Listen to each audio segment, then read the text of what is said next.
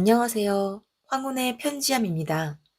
오늘은 평범한 가정에서 일어날 수 있는, 하지만 누구도 겪고 싶지 않은 이야기를 가져왔습니다. 가족이라는 이름으로 저질러지는 배신이 얼마나 깊은 상처를 남기는지 한 분의 사연을 통해 함께 들어보시겠습니다. 저는 경기도에 사는 30대 후반 여성 김민지라고 합니다. 제가 이렇게 사연을 보내는 건 누군가는 제 이야기를 듣고 미리 조심했으면 하는 마음에서입니다. 저는 결혼 8년 차에 제 인생이 완전히 무너지는 걸 경험했어요. 그 시작은 남편의 한 통 전화였습니다. 남편 박준혁은 결혼 5년 차에 온라인 쇼핑몰을 시작했습니다. 처음엔 작게 시작했어요. 의류 도매로 소량 떼다가 인터넷에 올리고 주문 들어오면 배송하는 방식이었죠. 그런데 1년쯤 지나니까 매출이 꽤 올라가기 시작했습니다. 남편은 자신감이 붙었는지 사업을 확장하겠다고 했어요. 민지야, 이번에 대량으로 재고 확보하면 마진이 2배는 늘어. 지금이 기회야. 그래도 너무 무리하지 마. 빚내서 하는 건 위험해. 괜찮아. 내가 다 계산했어. 3개월이면 돈 좀 뽑고도 남아. 그렇게 남편은 은행 대출 5천만 원을 받아서 재고를 대량으로 들였습니다. 저는 불안했지만 남편을 믿기로 했어요. 그런데 문제가 생겼습니다. 예상보다 판매가 안 됐어요. 재고는 쌓여가는데 매출은 늘지 않았고 창고 보관료만 매달 빠져나갔습니다. 남편은 점점 초조해졌어요. 얼굴은 어두워졌고 밤 늦게까지 컴퓨터 앞에 앉아 있었습니다. 그러던 어느 날 저녁, 남편이 심각한 표정으로 말했어요. 민지야, 나 지금 큰일 났어. 거래처 사장이 갑자기 파산했어. 뭐? 그게 무슨 소리야? 내가 외상으로 떼온 물건값 1억 2천. 당장 다음 주까지 갚으래. 안 그러면 고소한대. 저는 머릿속이 하얘졌습니다. 1억 2천만 원이라니요. 그런 큰 돈이 어디 있어요. 우리 저축한 거 합쳐봐야 3천만 원도 안 되잖아. 어떡해? 그래서 말인데, 장인어른한테 부탁 좀 해줄 수 없을까? 남편 말은 이랬습니다. 아버지 명의로 2억 대출을 받아서 거래처 빚 갚고 나머지로 당장 급한 운영자금 쓰겠다는 거였어요. 3개월이면 물건 다 팔아서 꼭 갚겠다고 했습니다. 저는 망설여졌어요. 우리 아버지는 평생 공장에서 기술자로 일하시다가 3년 전에 퇴직하셨어요. 퇴직금 2억 5천만 원을 받아서 노후 자금으로 아껴 쓰고 계셨죠. 그 돈에 손대는 건 정말 하고 싶지 않았습니다. 하지만 남편은 절박했어요. 민지야, 제발, 이번 한 번만. 3개월이면 정말 다 갚을 수 있어. 내가 장담해. 아빠한테 어떻게 말해. 평생 모은 돈인데. 장인어른 명의로만 빌리시면 돼. 실제로 돈 쓰시는 거 아니잖아. 내가 이자도 다 내고 원금도 갚을 거니까. 저는 머뭇거렸지만 결국 아버지를 찾아갔습니다. 준혁이가 그렇게 어렵니? 네, 아빠. 거래처가 갑자기 파산해서 3개월만 버티면 된대요. 2억이라 큰 돈인데. 아버지는 한참을 고민하시더니 한숨을 푹 쉬셨어요. 알았다. 사위가 그렇게 힘들다는데 내가 모른 척 할 수는 없지. 대신 준혁이한테 전해라. 꼭 3개월 안에 갚으라고. 정말 감사해요, 아빠. 꼭 갚을게요. 아버지는 다음날 바로 은행에 가셨습니다. 퇴직금을 담보로 2억 원을 대출받으셨어요. 그 돈은 고스란히 남편 계좌로 들어갔습니다. 남편은 안도의 한숨을 쉬었어요. 정말 고마워, 민지야. 장인어른한테도 정말 죄송하고 3개월 안에 꼭 갚을게. 저도 안심했습니다. 그런데 그날 저녁, 시어머니한테서 전화가 왔어요. 민지야, 준혁이한테 들었어. 장인어른이 큰돈 빌려주셨다며? 네, 어머니. 준혁이가 너무 어려워서요. 아이고, 우리 사돈 어른이 정말 대단하시네. 근데 걱정하지 마. 내가 준혁이 옆에서 잘 관리할 테니까 3개월 안에 꼭 갚게 할게. 시어머니의 목소리는 다정했습니다. 저는 그 말을 믿었어요. 시어머니가 옆에서 관리해 주시면 남편도 정신 차리고 열심히 할 거라고 생각했죠. 그게 제 첫 번째 실수였습니다. 2억을 받은 후 남편은 정말 열심히 일했습니다. 매일 새벽까지 컴퓨터 앞에 앉아서 주문 처리하고 재고 정리했어요. 저도 퇴근하고 집에 오면 포장 일을 도왔습니다. 3개월이면 갚을 수 있을 거라고 믿었거든요. 그런데 한 달이 지나고 2달이 지나도 남편은 돈 이야기를 꺼내지 않았어요. 제가 조심스럽게 물었습니다. 여보, 이번 달 매출은 좀 어때? 대출 상환 계획 세웠어? 그게 생각보다 좀 더 걸릴 것 같아. 3개월이면 갚는다고 했잖아. 이제 한 달밖에 안 남았어. 알아. 근데 요즘 경기가 너무 안 좋아서 매출이 예상만큼 안 나와. 조금만 더 기다려줘. 저는 불안했지만 참았어요. 한 달만 더 기다려보자고 생각했죠. 그런데 3개월이 지났습니다. 남편은 여전히 돈을 갚지 못했어요. 그리고 그때부터 아버지한테 은행에서 문자가 오기 시작했습니다. 대출 이자 연체 안내, 상환 독촉 문자였어요. 아버지가 저한테 전화하셨어요. 민지야, 은행에서 연락이 왔는데 이자를 안 냈다는구나. 네? 그럴 리가요. 준혁이가 이자는 계속 내고 있다고 했는데요. 확인해봐라. 이번 달 이자 80만 원이 안 들어왔대. 저는 급하게 남편한테 전화했습니다. 여보, 대출 이자 왜 안 냈어? 아버지한테 은행에서 연락 갔어. 아, 미안. 깜빡했어. 당장 넣을게. 깜빡했다고? 이게 한두 푼이야? 미안해. 요즘 정신이 없어서 지금 바로 처리할게. 남편은 그날 이자를 넣었습니다. 하지만 다음 달에도 또 연체가 됐어요. 그 다음 달에도 마찬가지였습니다. 저는 매번 아버지한테 죄송하다고 말씀드리고 남편한테는 다그쳤어요. 도대체 뭐 하는 거야? 이자도 제때 못 내면서 무슨 사업을 해? 지금 자금 회전이 안 돼서 그래. 조금만 더 기다려줘. 언제까지 기다려? 벌써 6개월이 지났어. 알았어. 알았다고. 내가 알아서 할게. 하지만 상황은 나아지지 않았습니다. 7개월째, 8개월째가 되어도 원금은커녕 이자조차 제대로 못 냈어요. 아버지는 매달 연금에서 80만 원씩 이자를 대신 내고 계셨습니다. 제 마음은 찢어지는 것 같았어요. 어느 날 저는 참다 못해 남편 사업장에 직접 찾아가기로 했습니다. 남편은 인천의 작은 사무실 겸 창고를 얻어서 거기서 일한다고 했거든요. 저는 퇴근하고 남편 몰래 그곳으로 향했어요. 주소를 찾아가니 낡은 상가 건물 2층이었습니다. 계단으로 올라가 문 앞에 섰는데 이상했어요. 문에 임대 스티커가 붙어 있었거든요. 혹시나 싶어 문을 열었습니다. 안은 텅 비어 있었어요. 책상도 없고 재고도 없고 아무것도 없었습니다. 먼지만 수북히 쌓여 있었죠. 옆 사무실 문이 열려 있어서 조심스럽게 들어가 물었습니다. 저기요, 혹시 옆 사무실 언제 비었는지 아세요? 거기요? 한 6개월 전에 나갔을걸요? 젊은 남자분이 쓰다가 갑자기 빠지셨어요. 6개월 전이요? 머리가 멍해졌습니다.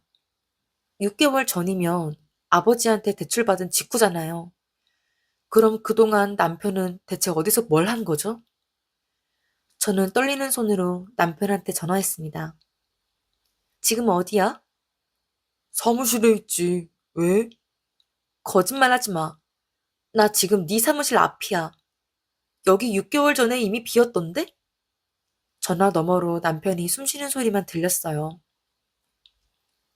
대답 안 할 거야? 지금 당장 집으로 와. 알았어. 저는 부들부들 떨리는 몸으로 집으로 돌아왔습니다. 1시간 후 남편이 집에 들어왔어요. 설명해봐. 6개월 전부터 사무실에 없었으면서 매일 어디서 뭐 한 거야? 미안해. 말 못했어. 뭐가 미안해? 말 못한 게 뭔데? 사업 접었어. 6개월 전에. 남편 말에 따르면 대출받은 돈으로 거래처 빚을 갚긴 했대요. 하지만 그 후로 매출이 너무 안 나와서 더 이상 버틸 수 없었답니다. 그래서 남은 재고 다 헐값에 정리하고 사무실도 뺐다는 거예요. 그럼 남은 돈은? 2억 중에 거래처 갚고 남은 돈은 어디 갔어? 그게 다른 데 썼어. 다른데? 어디? 새로운 사업 준비하느라. 남편은 새로운 사업 아이템을 준비 중이라고 했어요. 지금은 미천이 없어서 친구한테 투자 받으려고 사업 계획서 쓰고 있다는 겁니다. 저는 어이가 없었어요. 미쳤어? 아빠 빚도 못 갚으면서 새로운 사업? 이번엔 확실해. 친구가 투자만 해주면 바로 시작할 수 있어. 확실하긴 뭐가 확실해. 지난번에도 확실하다며. 이번엔 다르다니까. 조금만 믿어줘. 저는 더 이상 말이 안 나왔습니다. 남편 얼굴을 보고 있자니 이 사람을 정말 모르겠다는 생각이 들었어요. 당장 내일부터 취직 알아봐. 아르바이트라도 해서 아빠 빚부터 갚아. 알았어. 하지만 남편은 취직 생활을 제대로 하지 않았습니다. 매일 집에서 노트북만 들여다보고 있었어요. 저는 매일 퇴근하고 집에 와서 남편과 싸웠습니다. 그리고 1년이 지났습니다. 아버지는 1년 동안 연금에서 이자 1,000만 원 가까이 대신 내셨어요. 원금 2억은 그대로였습니다. 대출 1년이 지나면서 아버지에게 변화가 생겼습니다. 건강이 눈에 띄게 나빠지신 거예요. 원래 정정하셨던 분인데 갑자기 기운이 없어 보이셨어요. 어느 날 친정에 들렀더니 아버지가 소파에 누워 계셨습니다. 아빠, 어디 안 좋으세요? 아니다. 그냥 좀 피곤해서. 병원은 가보셨어요? 괜찮아. 나이 들면 다 그런 거지 뭐. 하지만 아버지 얼굴색이 너무 안 좋았어요. 옆에 계시던 큰언니가 저를 부엌으로 데려갔습니다. 민지야, 아빠 요즘 많이 힘들어하셔. 왜? 어디 아프신 데 있어? 혈압이 높아지셨대. 스트레스 때문인 것 같아. 스트레스요? 그 대출 때문에 매달 80만 원씩 나가잖아. 연금이 180만 원인데 이자 내고 나면 100만 원으로 생활하셔야 해. 그것도 그렇고 2억이라는 빚이 머리에 얹혀 있으니까 마음이 편하시겠어? 저는 가슴이 찢어지는 것 같았습니다. 결국 아버지를 병원에 모시고 갔어요. 의사 선생님이 말씀하셨습니다. 혈압이 많이 높으시네요. 약 드셔야겠습니다. 그리고 스트레스 줄이셔야 해요. 아버지는 그날부터 혈압약을 드시기 시작했어요.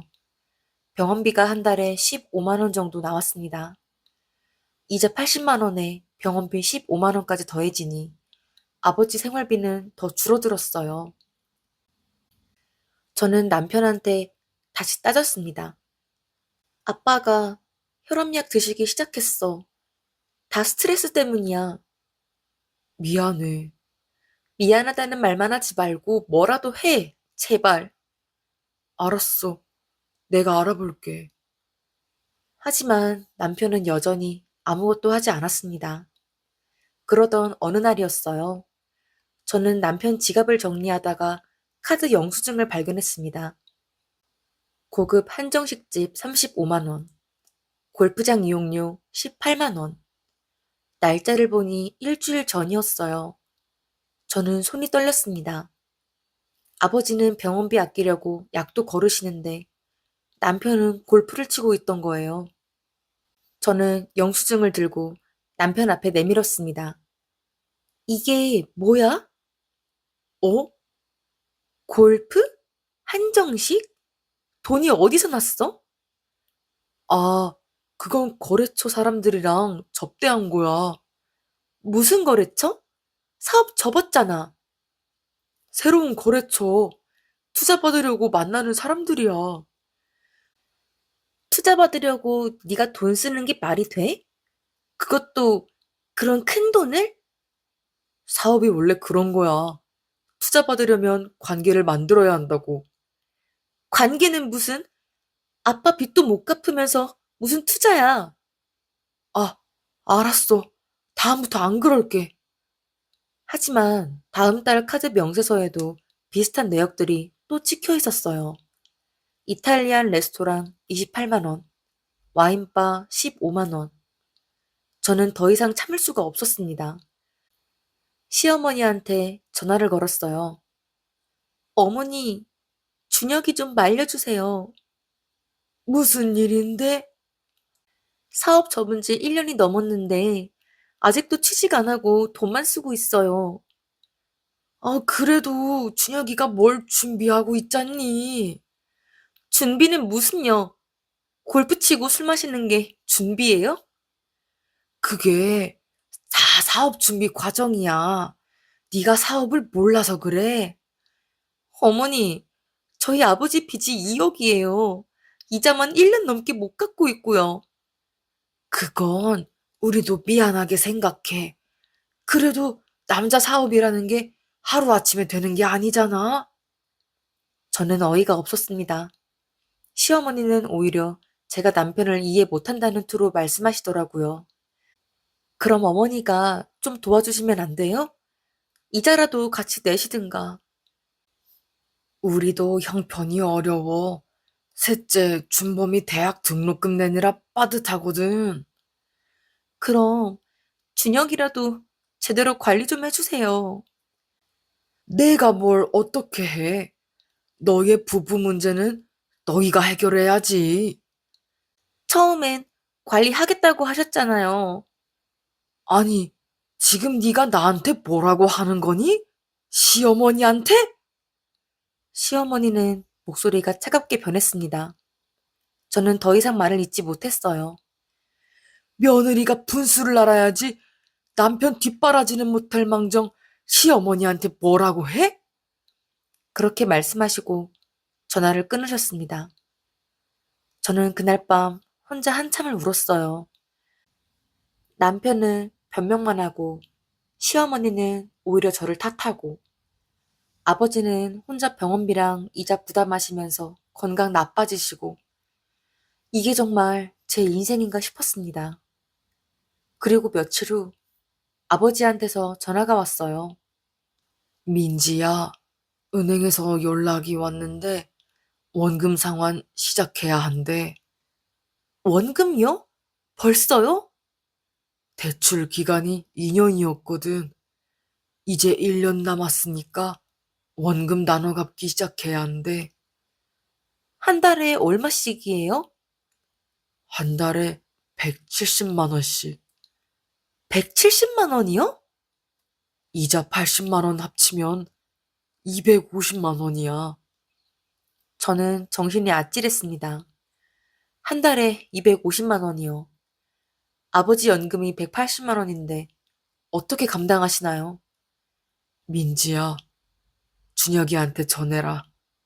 이제 정말 뭐라도 해야 한다고. 네, 아빠. 정말 죄송해요. 네 잘못은 아니지. 그래도 이렇게까지 될 줄은 몰랐구나. 아버지 목소리에 힘이 없었어요. 저는 전화를 끊고 남편을 불렀습니다. 다음 달부터 원금 상환 들어간대. 한 달에 250만 원. 뭐? 이자 80만 원에 원금 170만 원. 합쳐서 250만 원이야. 그건 감당이 안 되는데. 그러니까 당장 일 구하라고. 편의점이라도 들어가. 알았어. 내일부터 바로 알아볼게. 하지만 저는 남편 말을 더 이상 믿을 수가 없었습니다. 그동안 너무 많은 거짓말들을 들었거든요. 다음 달이 되었습니다. 아버지 계좌에서 첫 원금 상환액 170만 원이 빠져나가야 했어요. 하지만 남편은 여전히 돈을 구하지 못했습니다. 결국 그날도 연체됐어요. 은행에서 아버지한테 문자가 왔습니다. 원금 상환 연체, 3일 이내 미납 시 연체이자 추가 부과. 저는 급하게 제 적금을 깼어요. 300만 원밖에 안 됐지만 일단 그걸로 이번 달은 넣었습니다. 하지만 다음 달은 어떻게 하죠? 그 다음 달은요? 저는 남편을 다그쳤습니다. 이번 달은 내가 적금 깨서 넣었어. 근데 다음 달은? 그 다음 달은 어떡할 건데? 미안해. 진짜 미안해. 미안하다고만 하지 말고 대책을 세워. 알았어. 내가 친구한테 빌려볼게. 친구? 무슨 친구가 매달 250만 원씩 빌려줘? 단기로 좀 빌릴 수 있을 것 같아. 그렇게 남편은 친구한테 돈을 빌렸다고 했어요. 다음 달 상환액도 그렇게 넣었습니다. 하지만 그 다음 달부터는 그마저도 막혔어요. 결국 또 연체가 시작됐습니다. 은행에서 독촉 전화가 아버지한테 오기 시작했어요. 하루에 두세 번씩 전화가 왔습니다. 아버지는 그때마다 곧 넣겠습니다. 라고 답하셨대요. 그런 아버지의 모습을 생각하면 저는 미칠 것 같았어요. 그리고 2개월이 더 지났습니다. 어느 날 아버지한테서 다급한 전화가 왔어요. 민지야, 은행에서 우편물이 왔는데, 무슨 우편물이요? 신용등급 하락 통보래. 연체 3개월 누적이라고. 저는 머리를 한 대 얻어맞은 것 같았습니다. 신용등급이 떨어지면 어떻게 되는지 알고 있었거든요. 대출 금리도 오르고 다른 금융거래도 제한되고 평생 성실하게 사셨던 아버지가 신용불량자가 되어가는 거였어요. 아빠, 정말 죄송해요. 제가, 제가 잘못했어요. 네 잘못이 아니야. 사위를 잘못 봤지. 아버지 목소리가 떨렸어요. 평생 한 번도 빚진 적 없으셨던 분이 이렇게 되다니. 저는 그날 밤 남편한테 소리를 질렀습니다. 아빠 신용등급 떨어졌어. 연체 3개월 누적이래. 대답 좀 해. 이제 어떻게 할 건데? 내가, 내가 어떻게든 해볼게. 어떻게든은 무슨? 1년 넘게 어떻게든 한다고 했잖아. 진짜 미안해. 내가 이렇게 무능할 줄 몰랐어. 무능한 줄 알았으면 애초에 사업을 시작하지 말았어야지. 그리고 며칠 후였습니다. 아버지한테 또 우편물이 왔어요. 이번엔 재산 압류 예고 통지서였습니다. 30일 이내 미납 시 담보 재산 압류 및 경매 절차 진행. 아버지가 담보로 잡힌 건 퇴직금 통장이었어요. 남은 5천만 원까지 전부 압류될 수 있다는 거였습니다. 그 돈은 아버지 노후자금 전부였어요. 그걸 빼앗기면 아버지는 정말 아무것도 없이 남는 거예요. 저는 남편 앞에 통지서를 내밀었습니다. 봐, 30일 안에 못 갚으면 아빠 퇴직금 전부 압류래. 이럴 수가. 나 이제 더는 못 참아. 당장 내일 이혼서류 떼올 거야. 민지야, 제발. 이혼은 아니야. 그럼 뭐야? 이대로 살란 말이야? 아빠 재산 다 날리고? 내가, 내가 엄마한테 부탁해 볼게. 어머니한테? 어머니가 뭘 어떻게 해준대? 우리 집에 여유 자금이 좀 있어. 엄마한테 말하면 빌려줄 거야. 저는 코웃음을 쳤습니다. 예전에 시어머니한테 전화했을 때 형편 어렵다고 하셨잖아요. 그런데 갑자기 여유 자금이 있었다고요? 어머니가 안 빌려주실 것 같은데? 내가 직접 가서 말해볼게. 우리 엄마 내 사정 들으면 안 그러실 거야. 한 달밖에 안 남았어. 최소 2천만 원은 넣어야 압류 안 당해. 알았어. 내가 꼭 해결할게. 나만 믿어줘. 저는 더 이상 믿고 싶지 않았지만 다른 방법이 없었어요. 마지막 기회라고 생각했습니다. 다음 날 남편이 시댁으로 갔어요. 저녁 무렵에 전화가 왔습니다. 민지야, 엄마가 우리 집으로 오래. 같이 이야기하자고 하셔. 집으로? 왜? 아무래도 큰돈 이야기니까 자세히 설명해야 할 것 같아서. 저는 불안했지만 시어머니를 기다렸습니다. 1시간 후 시어머니와 남편이 함께 집에 들어왔어요. 그런데 시어머니 표정이 이상했습니다. 전혀 도와줄 사람 같아 보이지 않았거든요. 민지야, 앉아라. 네, 어머니. 준혁이한테 사정은 다 들었어. 네, 정말 죄송합니다. 그런데 말이야, 우리도 돈이 없어. 네? 준혁이 동생 대학원 등록금에 시아버지 병원비까지 우리도 빠듯해. 저는 허탈했습니다. 그럼 어떻게 하라고 저희를 부르신 거예요? 그러니까 말인데, 이건 원래 사돈어른이 책임지셔야 하는 거 아니니? 네? 사돈어른 명의로 빌린 거잖아. 본인이 갚으셔야지. 저는 귀를 의심했습니다. 우리 준혁이가 뭘 잘못했어? 사업이 안 된 건 경기 탓이지. 어머니, 지금 무슨 말씀을, 그리고 처음부터 2억이나 되는 큰 돈을 빌려주신 것도 사돈어른 판단이셨잖아. 남편이 옆에서 가만히 듣고만 있었어요. 어머니 말을 듣고도 아무 말도 안 했습니다. 저는 그 모습을 보며 온몸에 소름이 돋았어요. 이 사람들이 정말 이럴 수 있구나 싶었습니다. 저는 시어머니 말을 듣고도 믿기지 않았습니다. 준혁이는 피해자야. 사업 실패는 누구한테나 있는 일이고.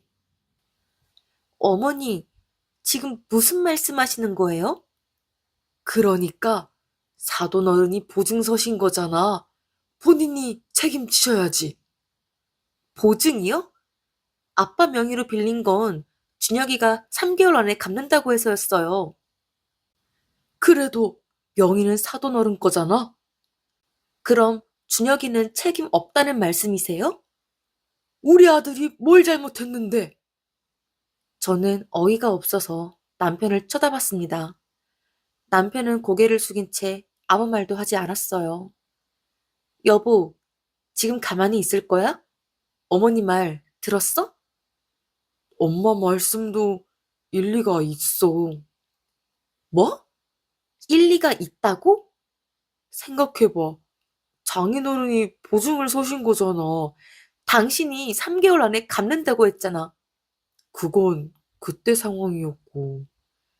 저는 남편 얼굴을 멍하니 쳐다봤습니다. 이 사람이 정말 제 남편이 맞나 싶었어요. 그리고 민지야, 우리 가족끼리 이렇게 따지고 살면 되겠니? 네? 우리 다 한 가족이잖아. 사돈 어른도 우리 가족이고. 그래서요? 가족이면 서로 도와야지. 안 그러니? 그럼 어머니는 왜 안 도와주세요? 아니, 그러니까 우리도 형편이 어렵다니까. 형편이 어려우면 아빠만 책임지라는 게 말이 돼요? 에이, 그게 아니라. 시어머니가 말끝을 흐렸습니다. 저는 더 이상 참을 수가 없었어요. 솔직하게 말씀하세요. 도와줄 생각 없으시죠? 글쎄, 우리도 여유가 없어서. 그럼 처음부터 왜 저희를 부르신 거예요? 그래도 가족끼리 얘기는 해야지. 저는 화가 머리끝까지 치밀어 올랐습니다. 그때 제 눈에 거실 테이블 위에 놓인 서류 봉투가 보였어요. 시어머니 가방에서 삐져나와 있었습니다. 대한유흥주점조합 사업자 등록증이라고 적혀 있었어요. 저는 그것을 집어들었습니다. 이게 뭐예요? 그건 네가 볼 게 아니야.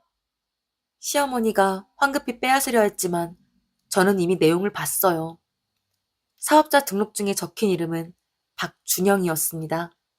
남편 동생이었어요. 개업일자는 8개월 전 아버지한테 2억 대출 받은 직후였습니다.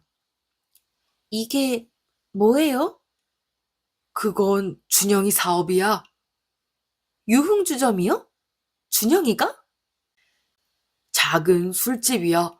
친구랑 같이 하는 거. 개업일이 8개월 전인데요? 그게 어쨌다는 거니? 우리가 대출받은 게 1년 전이에요. 그 돈으로 이거 한 거 아니에요? 무슨 소리야? 준영이는 자기 돈으로 했어. 하지만 시어머니 표정이 흔들렸어요. 저는 남편을 쳐다봤습니다. 당신 알고 있었어? 대답해. 조금 보탰어. 얼마나? 1억 5천. 뭐? 머리가 멍해졌습니다. 2억 중 1억 5천만 원이 시동생 술집 차리는 데 들어갔다고요. 미쳤어? 아빠 빚으로 시동생 술집을 차려?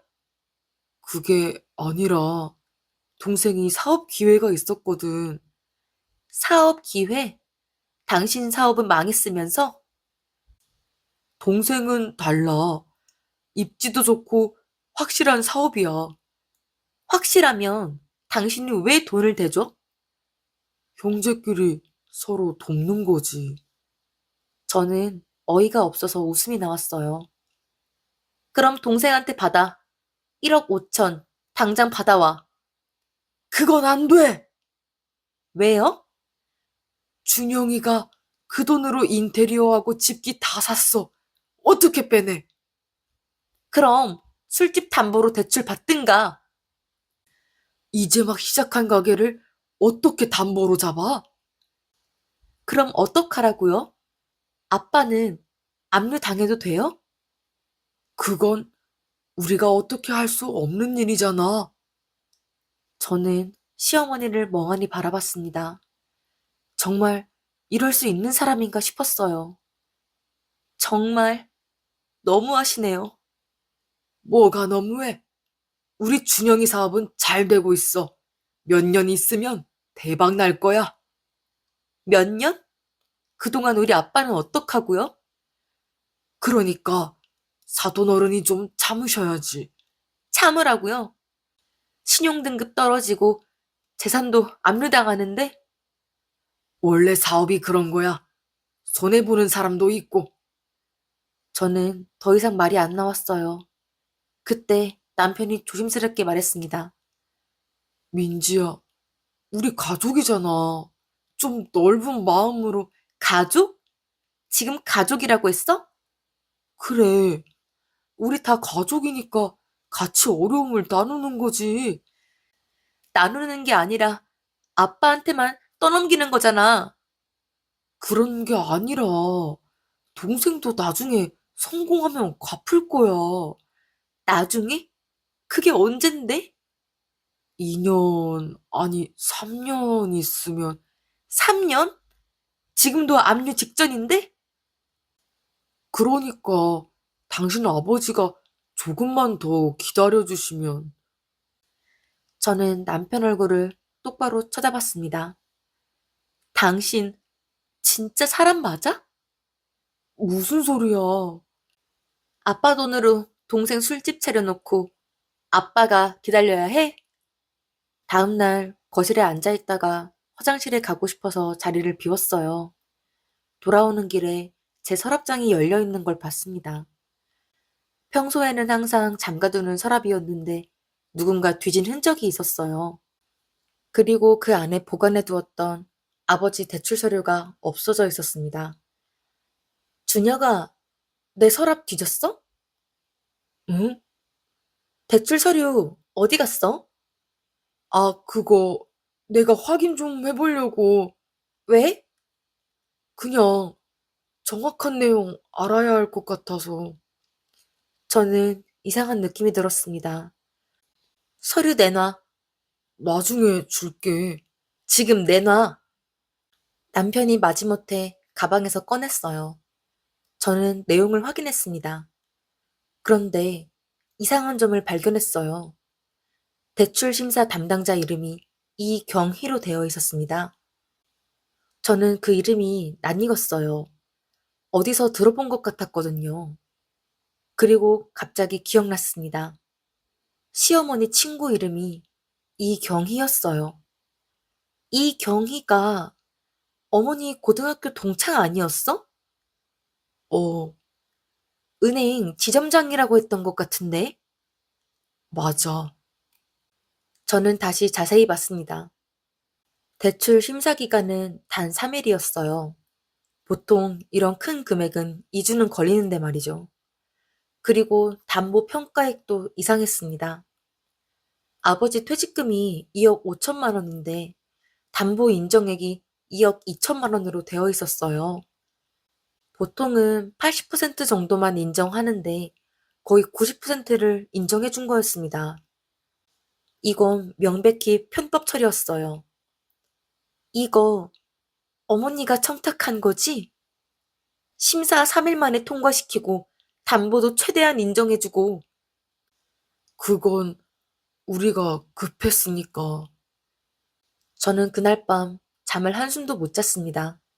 머릿속이 복잡했어요. 이 모든 게 계획된 거라면 증거를 찾아야 했습니다. 다음 날 새벽 남편이 출근하고 저는 집안을 뒤지기 시작했어요. 남편 책상 서랍, 옷장, 심지어 신발장까지.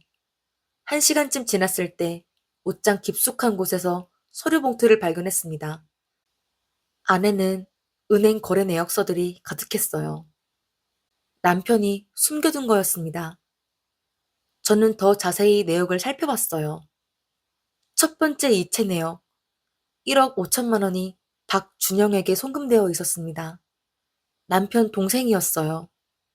날짜는 대출받은 지 사흘 후였습니다. 그 다음 내역은 2천만 원. 받은 사람은 시어머니였어요. 그리고 남은 3천만 원은 여러 곳으로 쪼개져서 나갔습니다. 고급 레스토랑, 백화점, 골프장, 명품 매장까지. 전부 남편이 개인적으로 쓴 돈이었어요. 저는 계산을 해봤습니다. 1억 5천에 2천, 그리고 3천. 합치면 2억 원이었어요. 대출받은 금액 전부였습니다. 거래처 빚 1억 2천만 원은 처음부터 거짓말이었던 거예요. 그런 빚은 애초에 존재하지도 않았습니다. 남편은 처음부터 아버지 돈으로 동생 사업 차려주고 시어머니 주머니 채우고 본인은 유흥비 쓸 계획이었던 거였어요. 손에 든 서류가 바들바들 떨렸습니다. 2억 원 전액이 시댁 식구들 배를 불리는 데 쓰였고 아버지는 빚쟁이가 되신 거였어요. 사업 실패도 거래처 파산도 전부 거짓말이었습니다. 저는 그 자리에서 주저앉았어요. 이 사람들이 처음부터 아버지를 속일 계획이었구나. 2억을 빌려서 거래처 빚 갚는 척하고 실제로는 시댁 식구들이 나눠 가진 거였어요. 은행에 전화했어요. 고객님, 무엇을 도와드릴까요? 대출 관련해서 확인하고 싶은 게 있는데요. 고객님 본인 대출이신가요? 아버지 대출인데 제가 보증인으로 되어 있어요. 성함과 생년월일 말씀해 주세요. 저는 거짓말을 했습니다. 아버지 이름과 생년월일을 말했어요.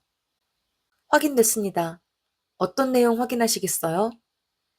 대출 심사할 때 제출한 서류 목록 좀 알 수 있을까요?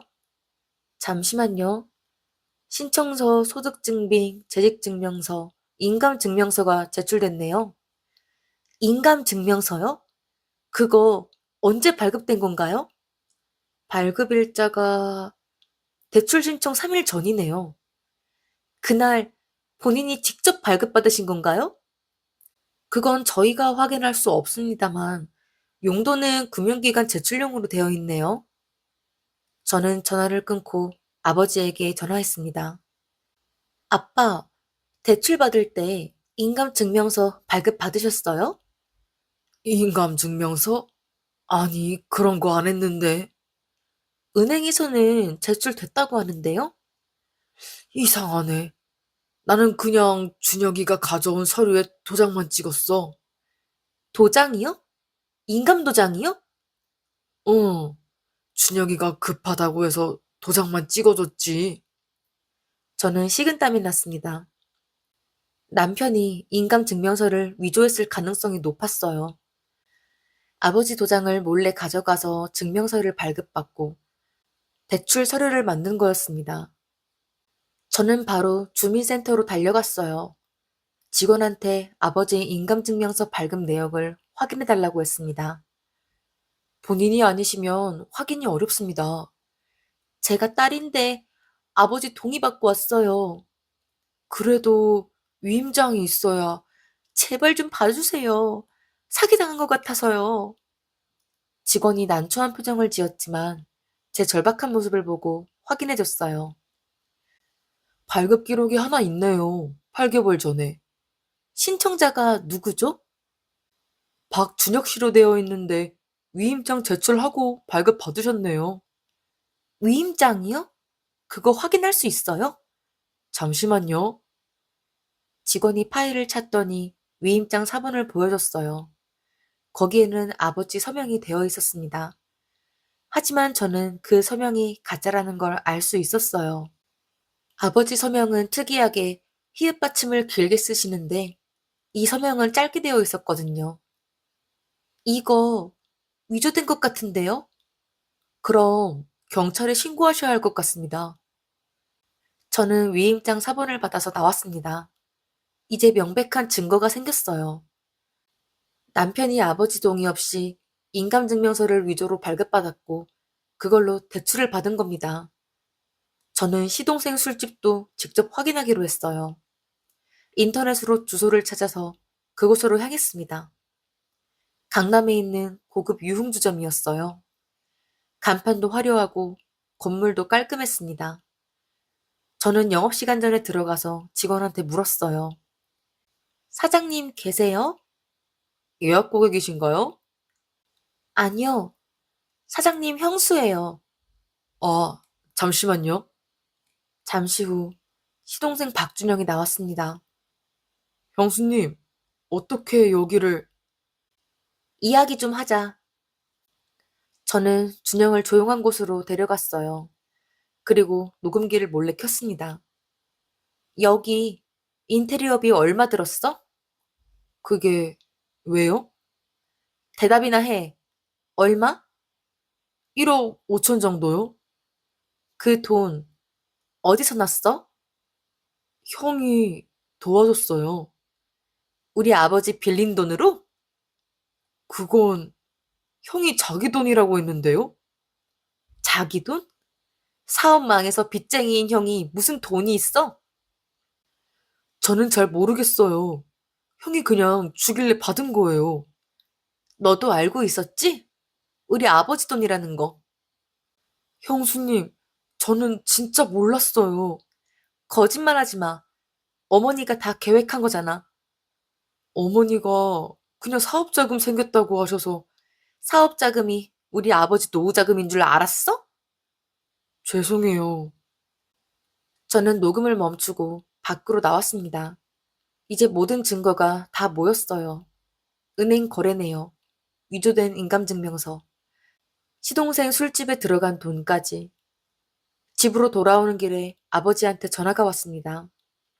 민지야, 목소리가 떨리고 있었어요. 아빠, 왜요? 무슨 일 있어요? 은행에서 최종 통지서가 왔어. 최종 통지서요? 일주일 안에 못 갚으면 압류 절차 들어간대. 아버지 목소리에서 힘이 빠져 있었어요. 아빠, 조금만 기다려주세요. 제가 해결할게요. 민지야, 아빠가 미안하다. 네 남편 잘못 봤어. 아빠 잘못 없어요. 다 제 잘못이에요. 아빠가 이제 늙어서 쓸모없는 사람이 됐나 봐. 아버지 말에 눈물이 났습니다. 평생 성실하게 사셨던 분이 이런 말씀을 하시다니. 아빠, 그런 말씀하지 마세요. 조금만 기다려주세요. 알았다. 전화를 끊고 나니 눈물이 멈추지 않았어요. 그리고 그날 밤 아버지가 쓰러지셨다는 연락을 받았습니다. 큰언니한테서 온 전화였어요. 민지야, 빨리 와. 아빠가. 무슨 일이에요? 갑자기 쓰러지셨어. 지금 119 불렀어. 저는 정신없이 친정으로 달려갔습니다. 구급차가 이미 와 있었고 아버지는 들것에 실려 나가고 계셨어요. 저는 구급차를 따라 병원으로 갔습니다. 응급실에서 의사 선생님이 나오셨어요. 보호자분이세요? 네, 딸입니다. 뇌출혈이십니다. 고혈압이 오래되셨나 봐요. 심각한가요? 수술은 했는데 상태를 지켜봐야 합니다. 스트레스를 많이 받으셨나 봐요. 저는 그 자리에 주저앉았습니다. 결국 아버지가 쓰러지신 거예요. 2억 빚 때문에, 남편 때문에, 제 잘못 때문에. 큰언니가 제 어깨를 잡았어요. 민지야, 괜찮아. 아빠 깨어나실 거야. 언니, 다 제 잘못이에요. 네 잘못 아니야. 그 인간들 잘못이지. 저는 병실 밖 복도에 앉아서 한참을 울었습니다. 그리고 결심했어요. 더 이상 참지 않겠다고. 이 사람들한테 제대로 된 대가를 치르게 하겠다고. 아버지는 사흘간 의식이 없으셨습니다. 저는 병실 옆에서 밤을 새웠어요. 큰언니도 작은언니도 번갈아가며 병실을 지켰습니다. 남편은 병원에 한 번도 오지 않았어요. 사흘째 되던 날, 아버지가 눈을 뜨셨습니다. 하지만 말씀을 제대로 하지 못하셨어요. 오른팔도 움직이지 못하셨습니다. 의사 선생님이 말씀하셨어요. 뇌출혈 후유증입니다. 재활치료 열심히 하시면 조금씩 나아지실 수 있어요. 완전히 회복은 가능한가요? 시간이 걸릴 겁니다. 그리고 스트레스를 절대 받으시면 안 돼요. 저는 고개를 끄덕였습니다. 아버지 병실을 나와서 복도에 섰을 때 남편한테서 전화가 왔어요. 장인어른 괜찮으시대? 괜찮기는 반신마비 오셨어. 뇌출혈 후유증. 말씀도 제대로 못하셔. 그럼 어떻게? 어떡하긴 뭘 어떡해. 다 당신 때문이잖아. 내 잘못은 아니잖아. 원래 혈압이 높으셨던 거고. 저는 전화기를 쥔 손에 힘이 들어갔습니다. 지금 입에서 그 소리가 나와? 아니, 그게 아니라. 다음 주에 변호사 사무실로 고소장 접수할 거야. 뭐? 고소장? 명의도용, 인감 위조, 사기. 전부 다 고소할 거야. 민지야, 진정해. 우리 가족인데 무슨 고소를. 가족? 우리 아빠 쓰러뜨린 인간들이 무슨 가족이야? 그래도 이건 너무한 거 아니야? 너무한 건 당신들이지. 그렇게 말하고 전화를 끊었어요. 저는 바로 변호사 사무실에 예약을 잡았습니다. 다음 날 바로 상담을 받기로 했어요. 변호사 사무실은 병원에서 가까운 곳에 있었습니다. 저는 준비해간 서류들을 전부 책상 위에 펼쳤어요. 은행 거래 내역, 위조된 인감증명서, 시동생 녹음 파일까지. 변호사님이 하나하나 확인하셨습니다. 이 정도면 충분합니다. 명의도용과 사기 혐의는 확실해 보이네요. 인감증명서 위조는요?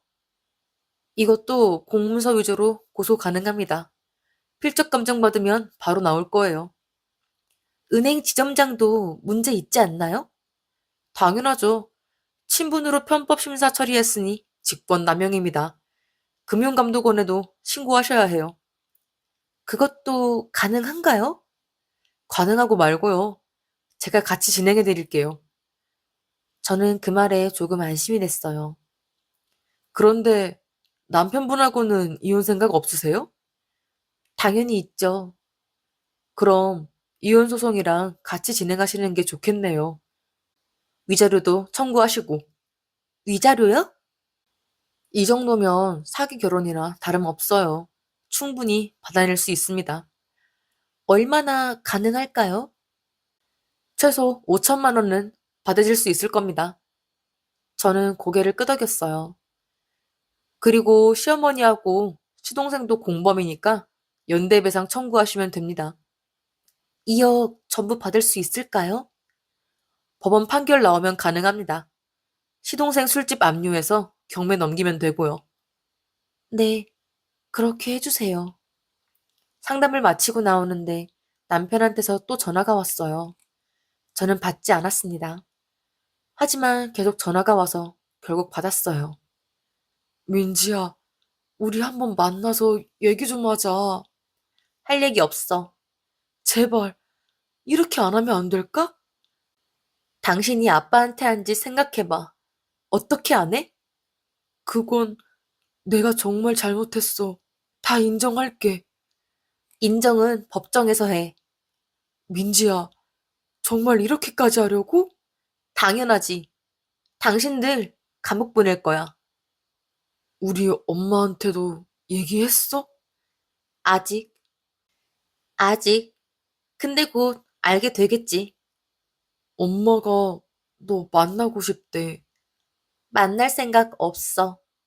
제발 한 번만 우리 엄마 말 들어는 봐. 저는 한숨을 쉬었습니다. 어차피 만나든 안 만나든 고소는 할 거였어요. 알았어. 딱 한 번만. 고마워. 내일 우리 집으로 와줄래?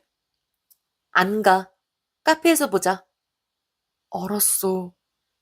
저는 전화를 끊고 다음날 약속 장소로 나갔습니다. 카페에는 시어머니와 남편이 함께 앉아 있었어요. 시어머니 얼굴에는 걱정스러운 표정이 가득했습니다. 민지야, 앉아라. 저는 마주 앉았어요. 사돈 어른이 많이 안 좋으시다며? 네, 정말 안 됐다. 우리도 마음이 안 좋아. 그래서 뭐 어쩌시게요? 민지야, 우리 가족끼리 이렇게까지 해야 되겠니? 가족이요? 지금 가족이라고 하세요? 그럼, 가족 아니니? 8년을 같이 살았는데, 가족이 아빠 돈 2억을 몽땅 가져가요? 그건 우리도 어쩔 수 없었어. 어쩔 수 없었다고요? 처음부터 계획한 거면서요? 무슨 계획? 우리가 무슨 계획을 했다고 그래?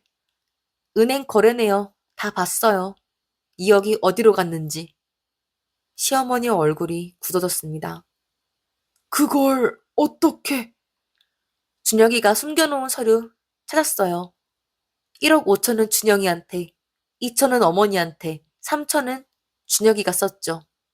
그건 인감증명서 위조한 것도 알아요. 아빠 동의 없이 발급받았죠? 시어머니가 할 말을 잃었어요. 남편이 끼어들었습니다. 민지야, 우리가 다 잘못했어. 인정할게. 그러니까 고소는 하지 말자.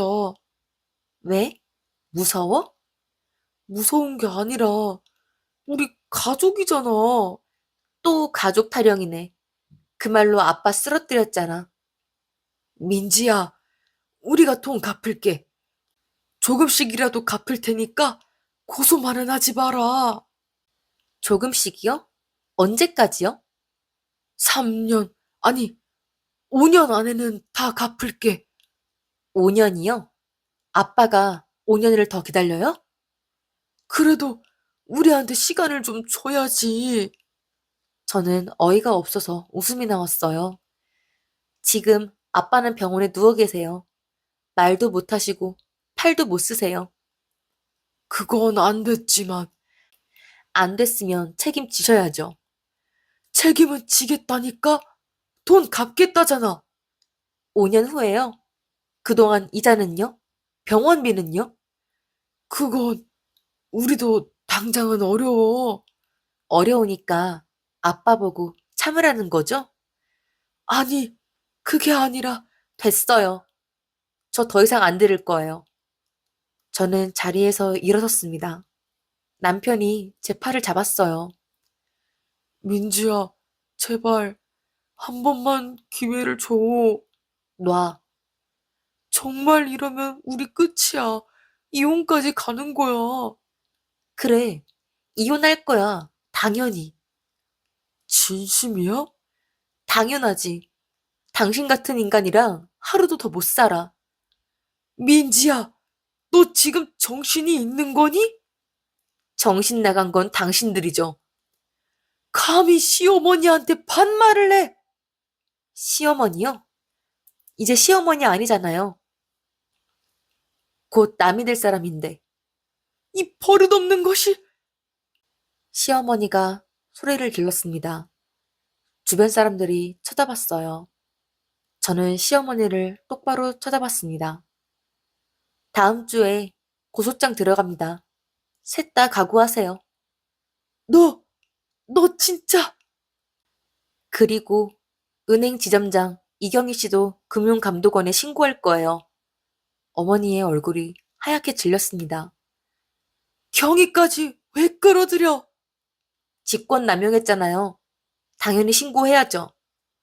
민지야, 제발 경희는 그냥 우리 부탁 들어준 것뿐이야. 부탁이요? 그게 불법이에요.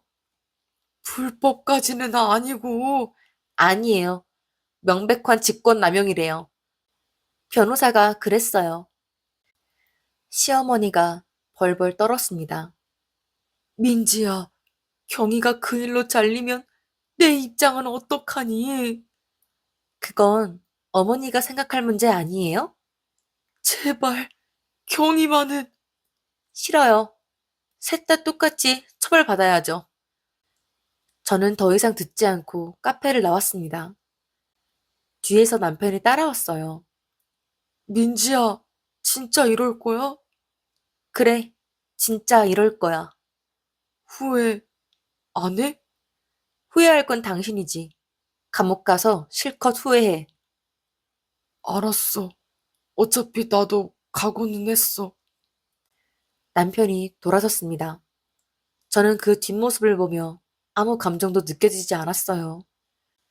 8년을 같이 산 사람인데 이렇게 차갑게 느껴질 줄 몰랐습니다. 다음 주 저는 변호사와 함께 고소장을 접수했습니다.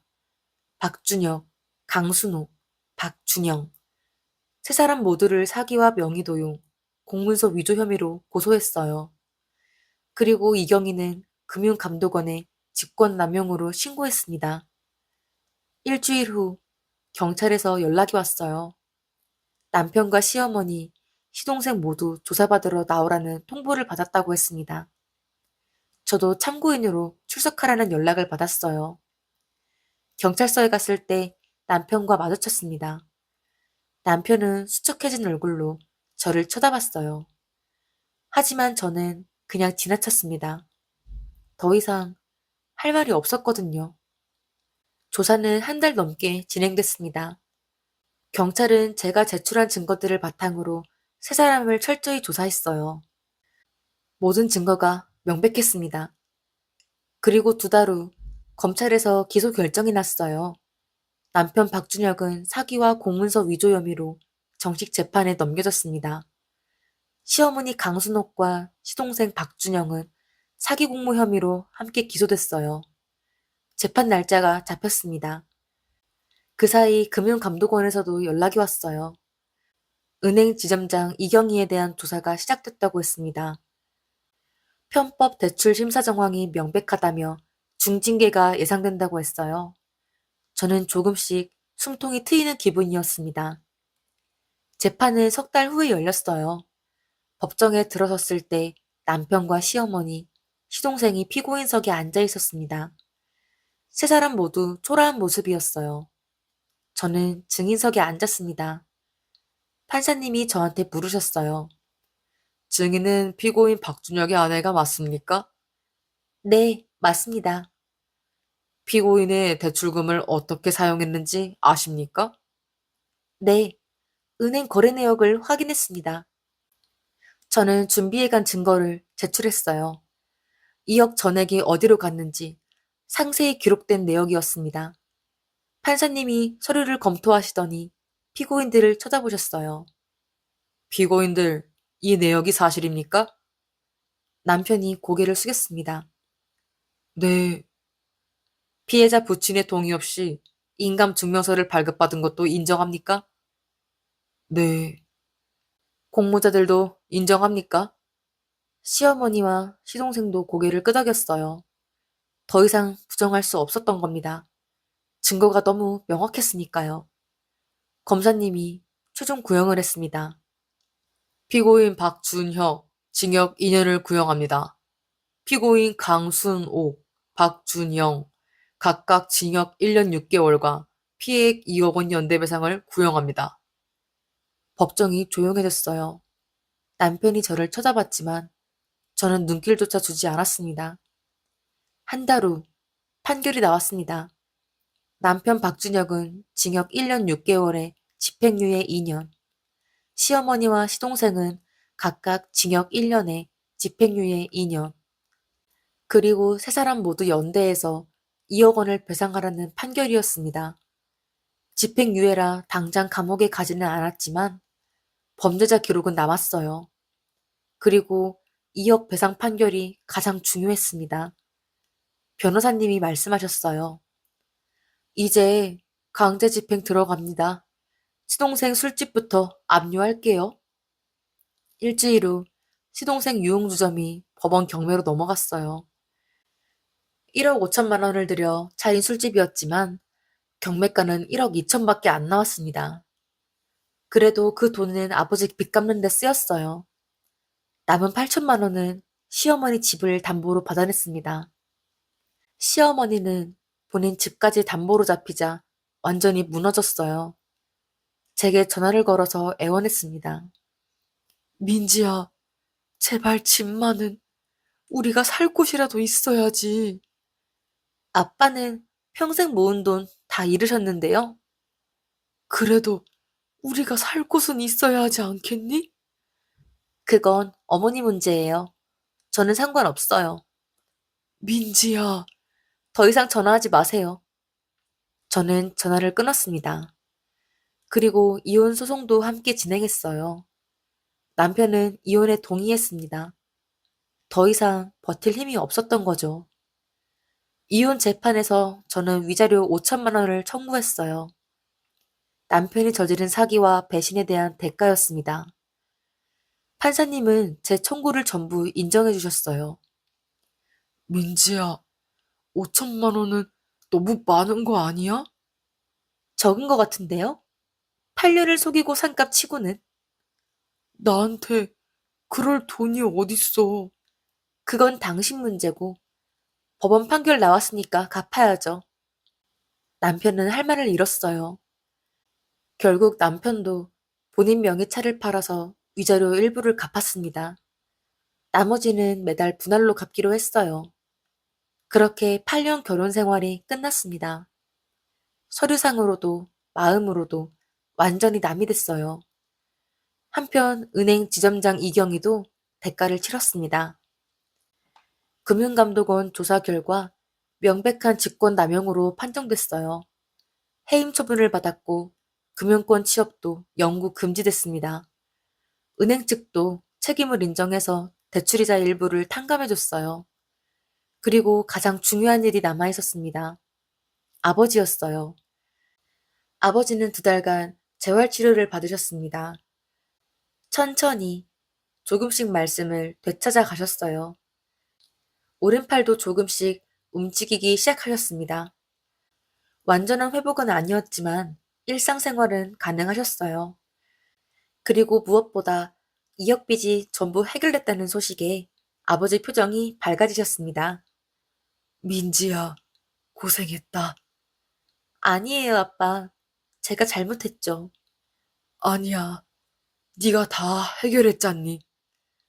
이제 빚 없으시니까 편히 쉬세요. 그래, 이제 마음이 편하구나. 아버지가 퇴원하신 후 저는 아버지와 함께 살기 시작했어요. 언니들도 자주 찾아와서 아버지를 돌봤습니다. 저는 회사를 그만두고 작은 카페를 차렸어요. 아버지가 좋아하시는 조용한 동네였습니다. 카페 이름은 민진의 쉼터로 지었어요. 크지 않은 공간이었지만 아버지가 앉아서 손님들과 이야기 나누기 좋았습니다. 아버지도 가끔 카페에 나오셔서 커피를 내려주셨어요. 한 손밖에 쓰지 못하셨지만 천천히 하시면 가능했거든요. 카페는 천천히 자리를 잡아갔습니다. 단골 손님들도 하나 둘 생겼어요. 조용하고 평화로운 일상이었습니다. 그렇게 2년이 흘렀어요.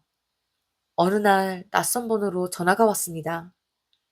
받아보니 남편 목소리였어요. 민지야, 나야. 무슨 일이에요? 그냥 안부 전화야. 잘 지내? 네, 잘 지내요. 그럼 이만. 민지야, 잠깐만. 나 지금 정말 힘들어. 그건 제가 알 바 아니에요. 위자료 분할금도 못 내고 있어. 일자리도 없고. 그래서요? 조금만 시간을 더 줄 수 없을까? 안 돼요. 법원 판결이에요.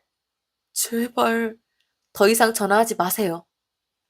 저는 전화를 끊고 번호를 차단했습니다. 그리고 다시는 그 번호로 전화가 오지 않았어요. 나중에 들으니 남편은 일용직 일을 전전하고 있다고 했습니다. 시어머니는 집을 빼앗긴 후 작은 원룸에서 산다고 했어요. 시동생도 술집을 잃고 나서 다른 곳에서 직원으로 일한다고 들었습니다. 세 사람 모두 제대로 된 삶을 살지 못하고 있었어요. 하지만 저는 그들에게 더 이상 아무 감정도 느껴지지 않았습니다. 그저 남이었으니까요. 지금 저는 아버지와 함께 카페를 운영하며 평범하게 살고 있습니다. 아버지 건강도 많이 좋아지셨어요. 매일 아침 산책도 하시고 카페에서 손님들과 이야기 나누시는 걸 좋아하세요. 저도 새로운 삶에 적응했습니다. 가끔 그때 일을 떠올리면 아직도 화가 나요. 하지만 제가 끝까지 포기하지 않았기에 지금의 평화가 있다고 생각합니다. 악한 사람은 반드시 대가를 치른다는 걸 배웠어요. 그리고 끝까지 싸우는 사람이 결국 이긴다는 것도요. 제 이야기가 누군가에게 도움이 됐으면 좋겠습니다. 가족이라는 이름으로 당하는 부당함에 절대 참지 마세요. 용기를 내서 싸우세요. 그리고 끝까지 포기하지 마세요. 저처럼 반드시 이기실 수 있습니다. 긴 이야기 들어주셔서 감사합니다. 여러분, 오늘 사연 어떻게 들으셨나요? 가족이라는 이름으로 저질러지는 배신만큼 아픈 것도 없을 겁니다. 하지만 민지 씨처럼 끝까지 포기하지 않으면 반드시 정의는 승리한다는 것 기억하셨으면 좋겠어요. 혹시 비슷한 상황에 계신 분들이 있다면 절대 혼자 끙끙 앓지 마세요. 전문가의 도움을 받으시고 법적으로 대응하세요. 당신의 인생은 소중하니까요. 댓글로 여러분의 생각을 들려주세요. 그럼 다음 이야기에서 또 뵙겠습니다. 안녕히 계세요.